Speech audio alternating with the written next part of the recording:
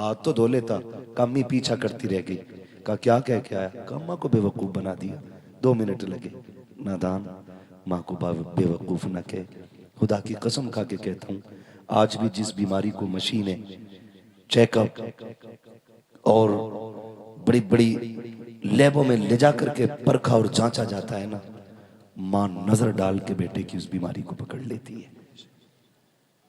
आज भी माँ औलाद के लिए सबसे बड़ा तबीब होती है, सबसे बड़ा हकीम माँ होती है। और समझने की कोशिश करें, दोनों बातें आ जाएंगी। बहुत बड़ा नाम तारीख में सरकार वैसे करनी का है। इतना बड़ा नाम कि आपको खैरुत ताबईन कहा गया है। हाँ, ऐसा आशिक खुदा की कसम मिल ही नहीं सकता, नजर ही नहीं आता ऐसा आशिक। एक दिन मेरा नबी मिंबर पे आया, फरमाया सहाबा मेरा एक गुलाम है, नाम उवैस है, करण का रहने वाला है, लेकिन रब उससे प्यार करता है, वो रब से प्यार करता है। और रब का इतना प्यारा है कि वो जब वो कुछ ठान लेता है तो रब को मनवा लेता है। ये मेरे नबी ने बात की है, मेरे नबी ने बात की है। या रसूल अल्लाह कौन है? का मेरा चाहने वाला है। हुजूर आपसे इतना प्यार करता है, कभी आया नहीं? मेरे नबी ने फरमाया मजबूरी है उसके आगे, उसके घर में माजूर माँ है। माजूर कैसी? उसको दिखता नहीं है और वो उसे छोड़ नहीं सकता है। वो माँ को नहीं छोड़ सकता, माँ उसे नहीं छोड़ सकती। वो मुझसे बड़ा प्यार करता है। जानते हैं, यूं ही सरकार उवैस करनी के तस्करे नहीं हो रहे। हुजूर से इश्क इतना था, इतना था, इतना था कि जब कोई मदीने शरीफ से आता ना, उससे पूछते कहाँ से आया है, वो कहता हुजूर का मदीना देख के आए। फिर आप कहते फिर तो तूने मेरे महबूब को भी देखा होगा। तो वो कहते हाँ। कहते बता मेरे महबूब का चेहरा कैसा था? जब ये बातें होती उनकी आंखें बरसती। बता वो बोलते हैं तो कैसा लगता है, जब वो बातें करते हैं तो लब कैसे लगते हैं? का जब उनकी पलकें उठती हैं तो फिर तो गैरत के पर्दे खुदा की कसम कैसे लगते हैं वो। तो जुबाने वाला देखता, फिर हुजूर की बातें करता। आप ऊँटनी का दूध निकालते, उसको पिलाते और कहते जितनी देर लगे ना मेरे हुजूर की बातें बताता रहे, मेरे हुजूर की बातें बताता रहे। जब आपसे ये बात होती और सारी बातें हो जाती, वो चला जाता। फिर कहते काश मैं भी हुजूर की बारगाह में जाता, काश मैं भी हुजूर की बारगाह में जाता। आप घर आए, माँ के पैर दबा रहे, और माँ के पैर दबाते दबाते आंख से आंसू का कतरा गिरा। जब माँ के पैर पे आया ना, तो माँ वो होती है जो आंसुओं की गर्मी से बेटे का दर्द महसूस कर लेती है। सिर्फ आंसुओं की गर्मी से पैर दबा रही माँ के। माँ तो नाबीना है, जैसी आंसू का कतरा गिरा ना, माँ कहती है लाल उवैस क्या बात है, खैर तो है ना? आज बड़ा बेकरार लग रहा है। रो के कहते अम्मी आज इश्क रसूल में ऐसा दर्द है सीने में, अगर मैं मदीने न जा सका तो कलेजा फट जाएगा।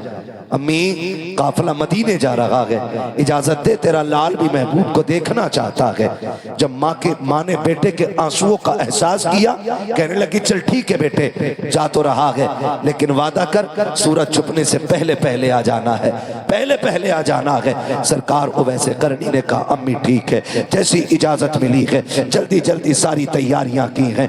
माँ के खाने का इंतजाम, पानी का इंतजाम, सारा कुछ करके सुबह काफिले के साथ निकले हैं। एक ही तसव्वुर, एक ही ख्याल था, आज यार का दीदार होने वाला है, आज महबूब का दीदार होने वाला है, आज उनको आंखें देखेंगी जिनके तसव्वुर में जिंदगी गुजर गई है, आज वो जलवा सामने होगा जिसकी बातें जमाने से सुनता रहा हो। अल्लाह अकबर, ये तसव्वुर लेके चला। जिस काफिले के साथ जा रहे हैं, काफिला थक के आराम कर रहा है। उवैस करनी ने वक्त को देखा, सूरज अपनी रफ्तार से छुपने जा रहा है। ख्याल आया, माँ ने कहा था बेटे उवैस सूरज छुपने से पहले आ जाना। ये सोच करके आपने अपना आराम त्याग दिया, काफिला तो ठहरा रह गया, आपने दौड़ लगाई है। चलते चलते मदीने की सरहद आ जाती है। बच्चों को खेलते देखा, कहते शहजादों आओ मेरे सीने से लग जाओ। बच्चों बच्चों को चूम रहे हैं, सीने से लगा रहे हैं। लोग कह रहे थे अजीब दीवाना है, ये बच्चों से लिपट रहा है। आप कहते थे शहजादों तुम्हारे कदमों की खाक मेरे सर का ताज बन जाए, क्योंकि तुम उस शहर में रहते हो जिसमें मेरा महबूब रहता है, तुम उस शहर में सांसें रहते हो जिसमें मेरा यार सांसें लेता है। ये कह करके बच्चों को सीने से लगाते, प्यार करते, फिर कहते शहजादों बताओ मेरा महबूब कहाँ मिलेगा। किसी ने बड़ों की तरफ इशारा किया, कहा फला से बात करो। उनसे पूछा नबी कहाँ है, उन्होंने कहा मस्जिद नबी में मिलेंगे या हुजरे आयशा में मिलेंगे। जाए तोड़ करके आप आए हैं, वक्त की किल्लत थी, आकर के आपने मस्जिद नबी के दरवाजे पर जैसी दरवाजा खोल करके देखा, हुजूर का जलवा नजर नहीं आया। फिर ख्याल आया आयशा सिद्दीका के हुजरे में होंगे। आवाज देकर कहते हैं उम्मुल मोमिनीन मुझे मुस्तफा से मुलाकात करनी है। अंदर से आवाज आती है कौन है, का परदेसी हो, का ठहर जा इंतजार कर ले, तू जिससे मिलने आया है वो अभी अभी बाहर जा चुके हैं। इतना सुनना था वैसे करनी का कलेजा तड़प जाता है। कहते हैं क्या किया जाए, का कब तक आएंगे, का ये तो नहीं कहा जा सकता है लेकिन थोड़ी देर में आ जाएंगे। सरकार को वैसे करनी बेकरार हो करके कभी मेहराब देख रहे हैं, कभी मिंबर देख रहे हैं, कभी मुस्तफा के खड़े होने के मुसल्ले पे निगाहें जाती हैं। फिर ख्याल आता है उम्मुल मोमिनीन आप साइड से हो जाइए। का किस लिए, का महबूब को तो न देख सका, महबूब के नीचे बिछने वाली चटाई को देख लो। जिस मसरत पे मेरा महबूब तकिए लगा के बैठता है मैं उस मसरत को चूमना चाहता हूँ। उम्मुल मोमिनीन आयशा सिद्दीका फरमाती है जब उवैस अंदर आए थे बाल बिखरे हुए हैं, मिट्टी लगी है पूरे कपड़ों पर, देखने में दीवाना लग रहे हैं। कभी दीवार चूम रहे हैं, कभी मेहराब चूम रहे हैं, कभी मिंबर से लिपटते हैं, कभी खजूर के सुतूनों से लिपट जाते हैं, कभी हुजूर के नीचे बिछने वाली चटाई को चूमते हैं। उम्मुल मोमिनीन कहती है अरे अगर इतना ही इश्क है तो इंतजार क्यों नहीं कर लेते। कहते मजबूरी है माँ, अगर वक्त होता पूरी जिंदगी उसकी राहों में बैठ के गुजार देता, लेकिन क्या करूं मजबूरी है। जब वो आ जाए तो मेरा सलाम कह देना। ये कह के उवैस रोते हुए पलटे हैं, तारीख गवाह है। इधर उवैस ने मदीना छोड़ा है, उधर मेरा नबी मस्जिद नबी में आया है। आके करीम ने कदम रखा है, आते ही लंबी लंबी सांसें ली है। जब लंबी सांसें ली है उमर अर्ज करते हैं या रसूल अल्लाह लंबी सांसों की वजह क्या है।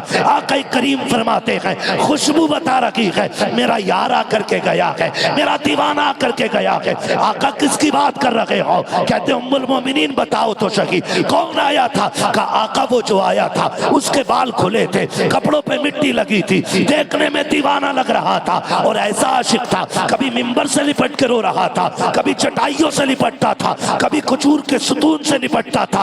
आका मैंने उससे कहा था ठहर जा, अगर इतना ही प्यार है तो इंतजार क्यों नहीं कर लेता। कहते महबूब उसने ये कहा था अगर वक्त होता पूरी जिंदगी उसकी राहों में गुजार जाता। आका करीम की आंख में आंसू आए, कहा उमर तुम नहीं समझे, ये जो आके गया है ये कोई और नहीं मेरा दीवाना। अब वैसे करनी इस जगह से गुजर के चला गया। वक्त कम है मेरे बाबू, बस जरा सुने। जब इतनी बात कही ना फरमाते उमर जल्दी करो भाई, इसका ई को कम करो। कहते उमर जल्दी करो, क्या आका इरशाद फरमाए मेरे उवैस को ढूंढ के लाओ। जब तक उमर तलाश करते निकलते हजरत उवैस करनी मदीना छोड़ चुके थे। उसके दिल से पूछिए नाकामियों की लज्जतें, जो मुसाफिर लुट गया हो जाके मंजिल के करीब। और भाई मेरे मुर्शिद ताजुश शरिया मक्का शरीफ गए, मदीना जाने की तमन्ना थी, वहीं से वापस कर दिया। आपने क्या कहा था, आपने कहा था काश गुंबदे खजरा देखने को मिल जाता। ये तो सभी की तमन्ना है, ये 1400 साल के बाद के आशिक की तमन्ना है, फिर नबी के उवैस की तमन्ना क्या रही होगी। उसके दिल से पूछिए नाकामियों की लज्जतें, जो मुसाफिर लुट गया हो जाके मंजिल के करीब। कहते हैं वापस पलटे, उमर कहते हैं या रसूल अल्लाह वो जा चुके, मुझे नहीं मिले। हुजूर की आंख में आंसू आ गए। इधर वैसे करनी अपने वतन आए और जैसी दरवाजे पे दस्तक दी, आवाज़ नहीं लगाई, अंदर से आवाज़ आई वैसा आ गए हो जी अम्मी, बस इतना कहा पैर दबाने बैठ गए। माँ थी ना, वो तो खुश थी, आज मेरे लाल को मुराद मिल गई। आज मेरा लाल जिसके इश्क में तड़प तड़ा उसे देख के आया। कहती बेटे अब बताना तेरे महबूब का चेहरा कैसा था, अब तो देख के आया है ना, बता जब वो तुझसे मिले और तू उनसे मिला तब कैसा लग रहा था। चीख निकल गई सरकार वैसे करनी की, माँ के कदमों में सर रख के रोने लग गए। माँ उठ के बैठ गई, शहजादे क्या हुआ। कामी जिस यार से मिलने गया था उस यार को देख नहीं पाया। माँ जब इतना सुना ना बेकरार हो गई। उवैस क्या हुआ बेटे, क्या वो तुझसे मिले नहीं? कामी जब मैं गया वो मेरे जाने से पहले कहीं जा चुके थे। कहा तो फिर ठहर जाते। कामी ठहरता कैसे, अगर रुक जाता, तूने मुझे सूरज छुपने तक का वक्त दिया था। माँ अगर मैं रुक जाता ना तो फिर जो वक्त तूने दिया था तेरी नाफरमानी हो जाती। माँ मैंने तेरी रजा के लिए महबूब का दीदार कुर्बान कर दिया। जैसे इतना कहा माँ ने ना, आ मेरे करीब आ मेरे लाल, बुलाया सरकार वैसे करनी को, गोद में रखा लाल का सर और देखो माँ माँ होती है। उसके बाद आंचल उठा के कहा था मेरे मालिक तू जानता है ना मेरा उवैस तेरे महबूब को देखने गया था और इसने मेरी रजा के लिए अपनी मोहब्बत की कुर्बानी दे दी है। मालिक मैं अपने उवैस से राजी हूँ, तू भी मेरे उवैस से राजी हो जा। उवैसे करनी कहते हैं। उसके बाद माँ ने उठाया, सीने से लगाया, कहा सुपोच ले लाल, सारा जमाना मदीने वाले की बातें करेगा, मदीने वाला अब मिंबर पे तेरी बातें करता रहेगा। सुभान अल्लाह सुभान अल्लाह। और ये दुनिया ने देखा। फिर मेरे नबी ने मिंबर पे खड़े होकर कहा था सहाबा तुम में से कोई उससे मुलाकात करे ना तो मेरा कुर्ता देना और उससे कहना मेरी उम्मत के लिए दुआ कर दे,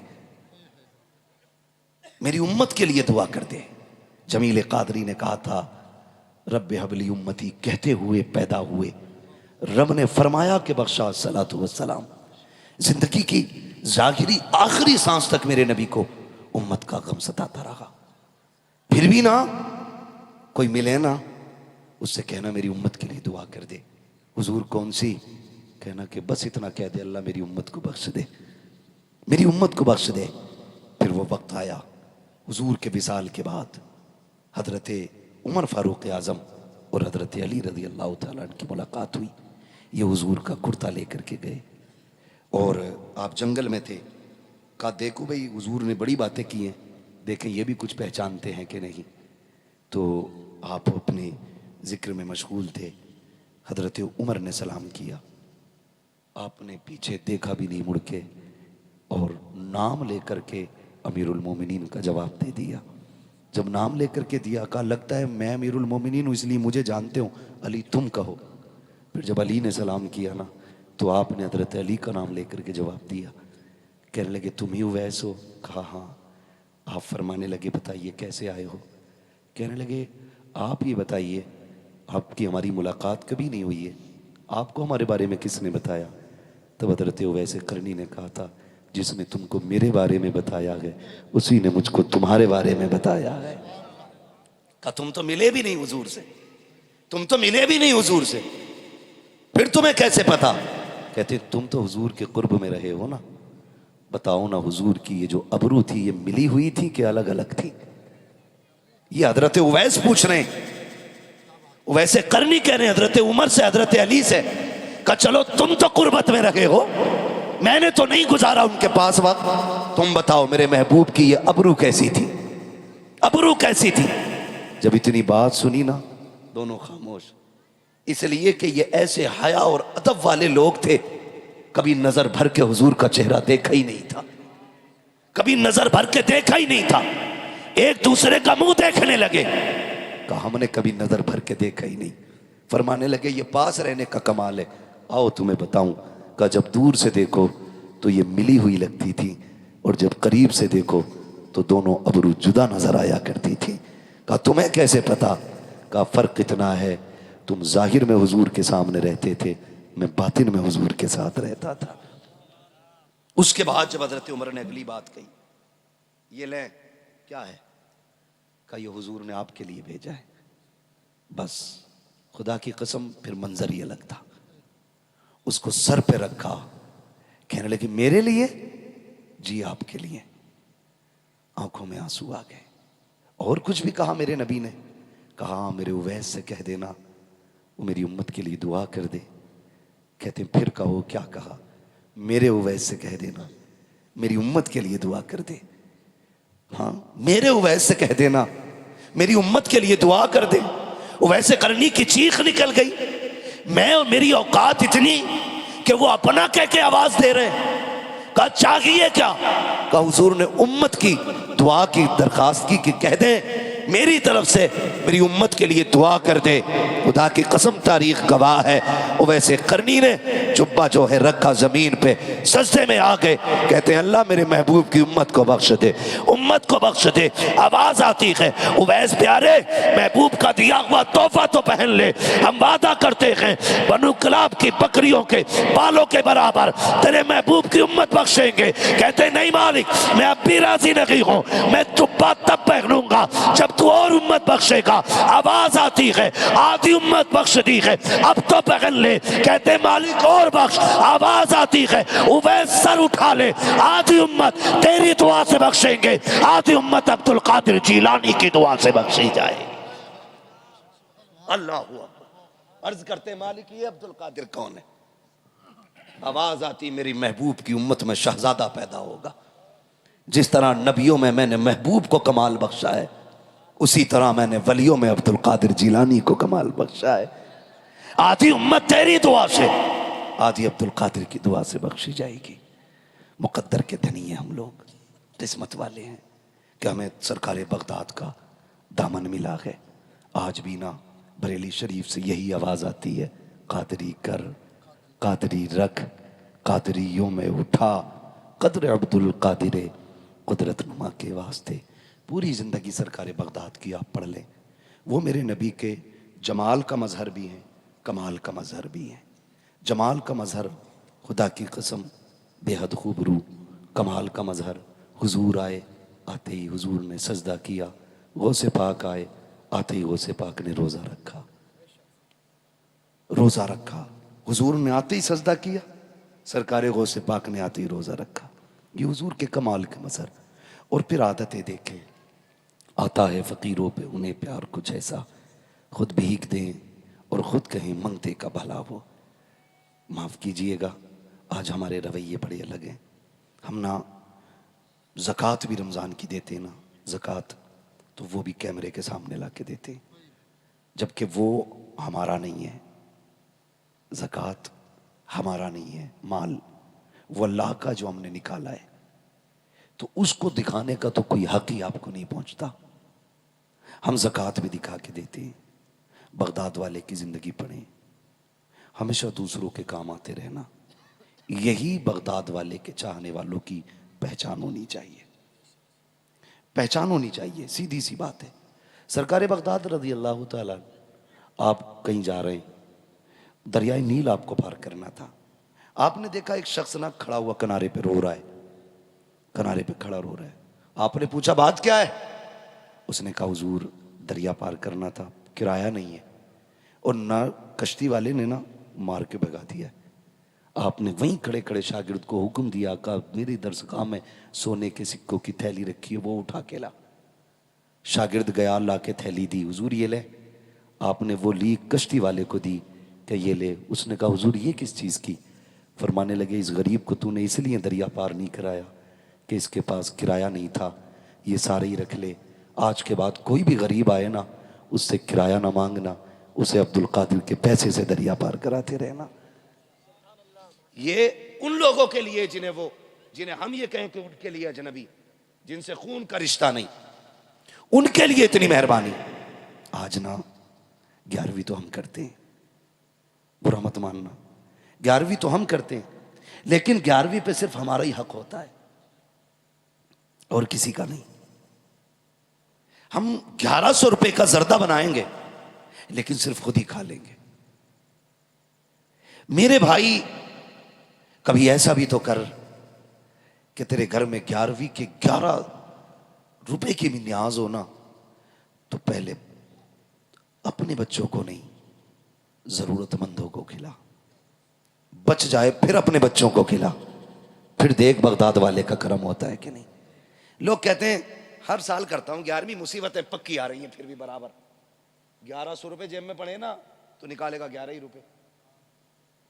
भाई किस किताब में लिखा 11 ही रुपए दो? कौन है ये क्यों तो कह रहा है 11वीं की निस्बत से 11 ही दिए जाते, तो 1100 में भी तो 11वीं की निस्बत है, 11,000 में भी 11वीं की निस्बत है, और 11 लाख में भी 11वीं की निस्बत है, तो 11 ही रुपए क्यों? सस्ता छूटना चाह रहा है। जिनकी 11वीं कर रहा है उन्हें तेरी जेब का भी पता है, तेरी कुठिया का भी पता है। उन्हें पता है 1100 पर्स में रखे और 11 जेब में रखे थे, 11 ही निकाल के दिए। माफ कीजिएगा, कुछ जगहों पे चलन है 11वीं के दिन चंदे का, होता है कि नहीं? मस्जिदों में पैसे इकट्ठे कर लेते हैं। सैयद साहब किबला 10 रुपए तो भेजता घर से, 11 रुपए, और जोहर में जाके कहता लड्डू ही लियो। एक लड्डू कितने का?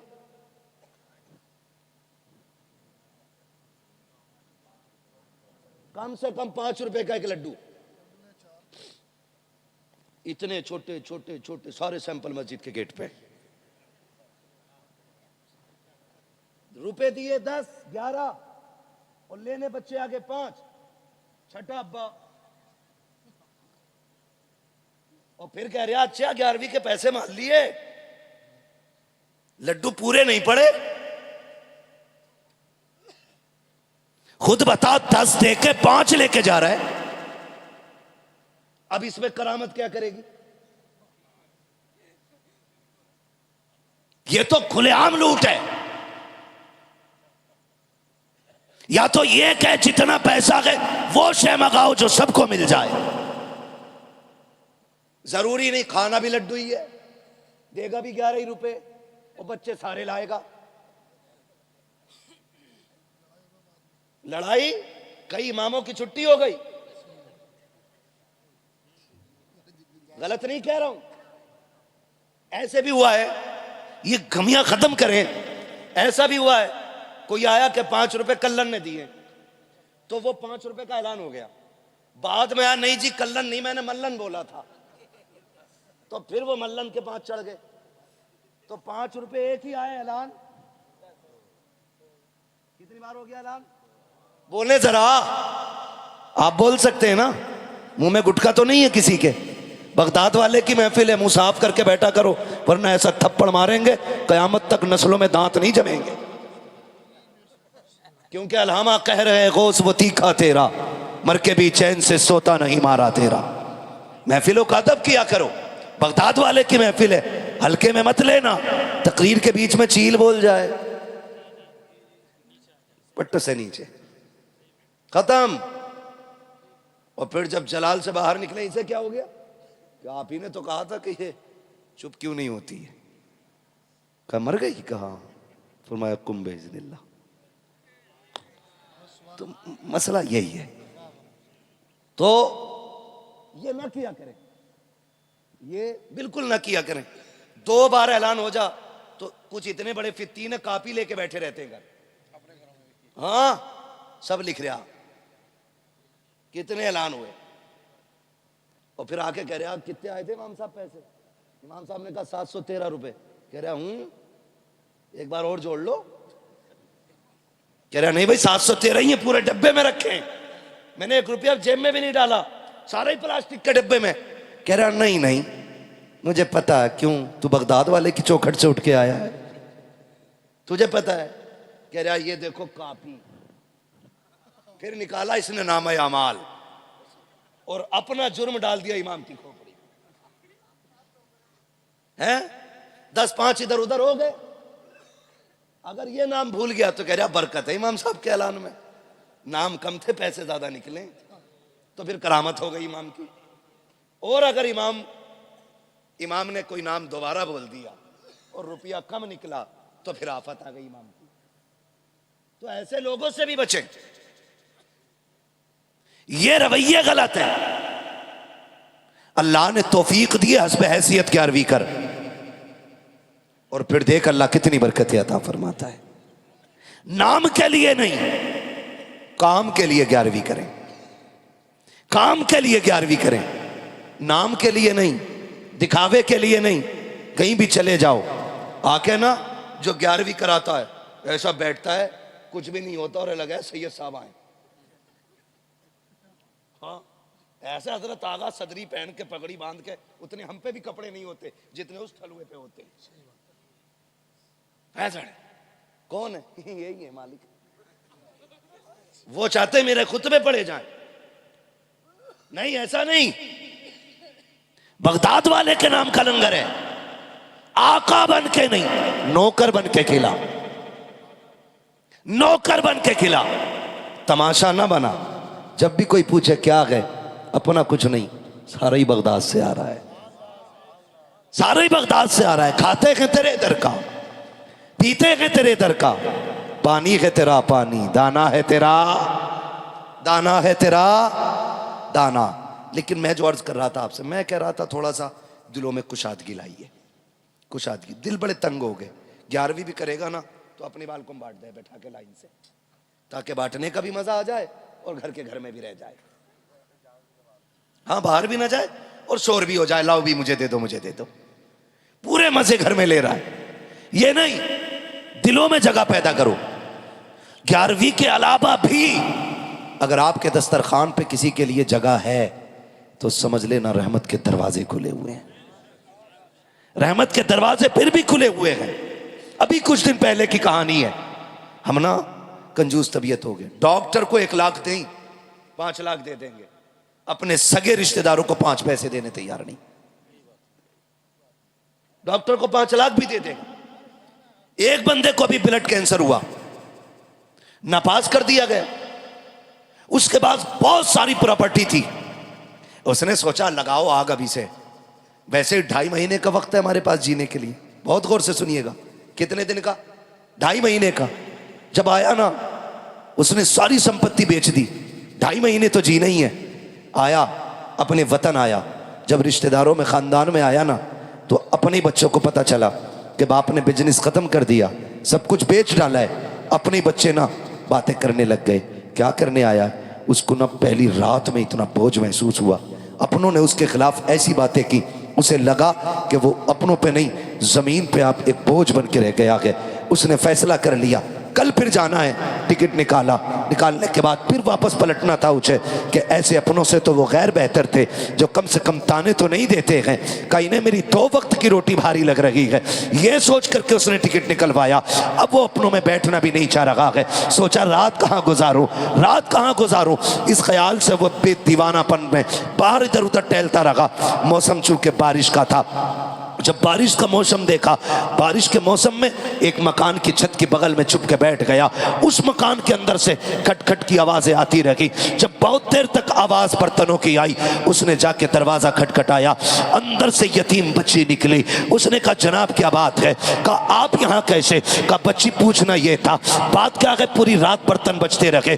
बच्ची ने आंख में आंसू भर के कहा हम यतीम हैं, हमारा कोई वारिस नहीं है, जब से बाप गया है कोई देखने वाला नहीं है, माफ कीजिएगा आपकी नींद उड़ाना मकसूद ना था। जब बारिश आई है हमारी छत इतनी जगह से टपक रही थी कि बर्तन कभी यहाँ लगाते थे कभी वहां लगाते थे। हम ठहरे गरीब लोग, इतने बर्तन भी ना थे कि एक वक्त में सब जगह लगा दिए जाते। बच्ची ने रो के इतना कहा, उसको ख्याल आया, जब नजर उठा के देखा वो बच्ची कोई और नहीं, उसकी अपनी सगी भांजी थी। रात के सन्नाटे में सगी भांजी को उसने देखा, पहचान तो यूं नहीं पाया था क्योंकि बरसों से परदेश काटा था, कभी अपनों में आने की फुर्सत नहीं मिली थी। फिर ख्याल आया सगी भांजी है, कोई सर पे साया नहीं है। उसने बहन के घर आने की इजाजत मांगी, अंदर गया, घर टपक रहा है। उसको ख्याल आया 2.5 महीने की जिंदगी है, इतनी दौलत का क्या करूंगा, क्यों ना ये काम किया जाए, कम से कम अपनों के लिए ये मकान बना जाऊं। ये सोच करके उसने अगले दिन बुलाया तामीर करने वालों को, मेहमान बुलाए गए और उसने कहा काम रुकना नहीं चाहिए, मेरे पास 2.5 महीने का वक्त है, उससे पहले पहले मेरी बेवा बहन का मकान बन जाना चाहिए, यतीम भांजियों का इंतजाम हो जाना चाहिए। तारीख गवाह है 2.5 महीने का वक्त डॉक्टरों ने दिया है, दिनों रात काम चलता रहा। 6 महीने हो गए, मौत नहीं आई है, जिंदगी बेहतर होती जा रही है, काम भी बंद नहीं हो रहा है। जब 7 महीने गुजर गए, ख्याल आया कुछ पैसा परदेश में रह गया था, वो भी लेके आ जाता हूँ ताकि अपनों पे लगा दूं। जब वतन से बेवतन हुआ, परदेश गया, डॉक्टर से मुलाकात हुई, कहा यार तू जिंदा कैसे है, तू तो लास्ट स्टेज पे था, तुझे मर जाना चाहिए था। उसने कहा क्या कह रहे हो? कहा हाँ 2.5 महीने से ज्यादा तेरी जिंदगी नहीं है। कहा मैं कल भी ठीक था, आज भी ठीक हूँ। जब चेकअप किया गया कोई बीमारी नहीं थी। कहा कौन से दवा की है? उसने कहा तुम्हारा इलाज दुनिया के तबीब करते हैं, हमारा इलाज रब के हबीब ने कर डाला।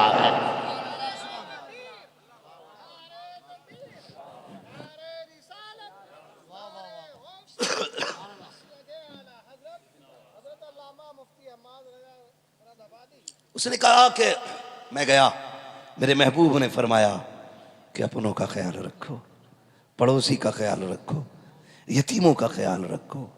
कहा मैंने उनका घर बनाया, रब ने मेरी जिंदगी बना डाली है, रब ने मेरी जिंदगी बना डाली है। दिल में जगह रखी है, दिल में जगह रखी है। जो मर्ज दवाओं से नहीं कटते वो दुआओं से कट जाया करते हैं, वो दुआओं से कट जाया करती हैं। सबसे ज्यादा हक आपके ऊपर आपके सगों का है।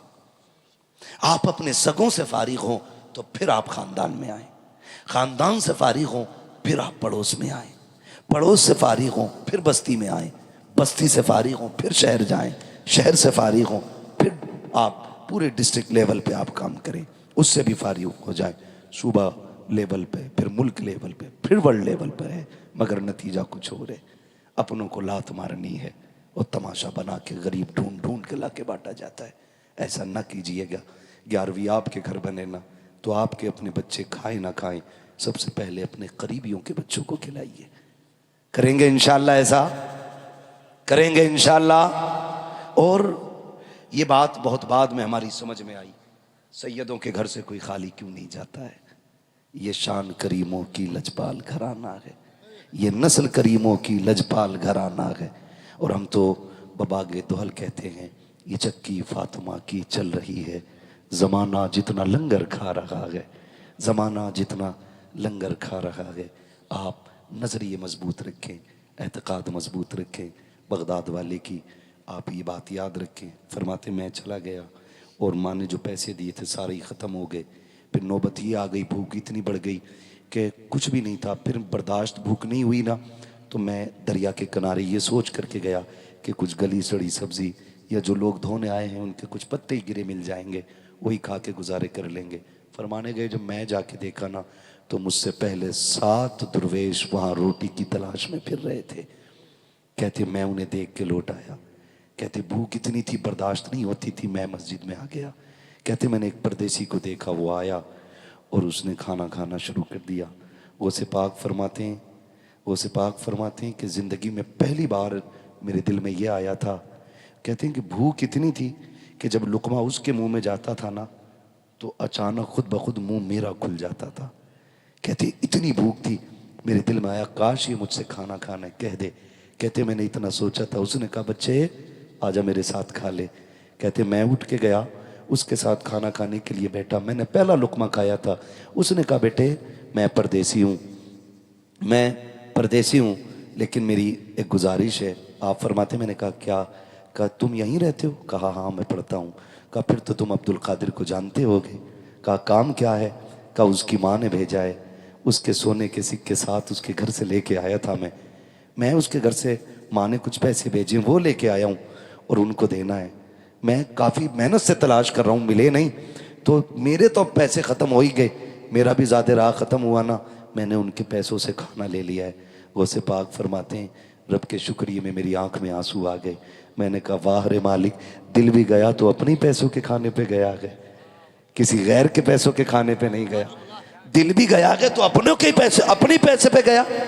खा के फारिग हुए, फरमाने लगे अब बताओ बात क्या है? कहा अब्दुल कादिर से मिलना है। मुस्कुरा के कहते हैं जिसकी तलाश है वो मैं ही अब्दुल कादिर जिलानी हूँ, मैं ही हूँ।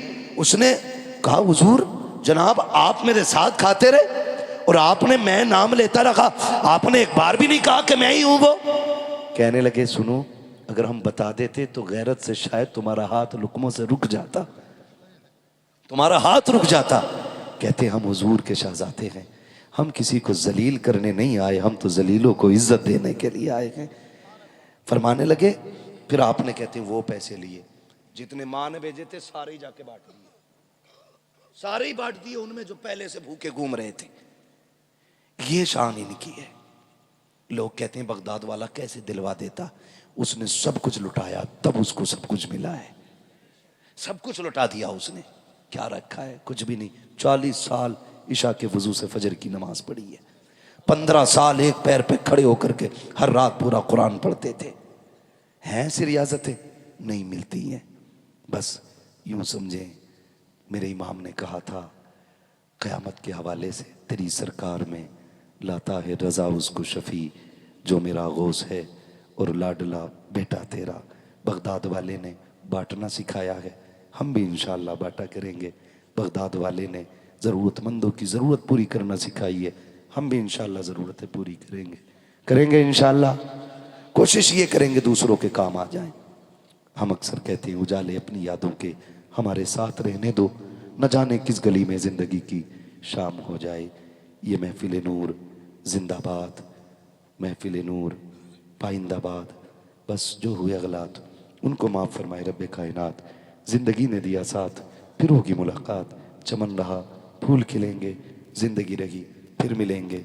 मुसाफिर हैं हम भी, मुसाफिर हो तुम भी, किसी मोड़ पर फिर मुलाकात होगी। फ़कीरान आए सदा कर चले, सदा खुश रहो ये दुआ कर चले। सारे लोग कलमा शरीफ पढ़ लीजिए, ला इलाहा इल्लल्लाह मुहम्मदुर रसूलुल्लाह अस्तगफिरुल्लाह रब्बी मिन कुल्लि ज़ंबिन व अतूबु इलैहि व मा अलैना इल्लल बलाग। अस्सलामु अलैकुम व रहमतुल्लाहि व बरकातुहू।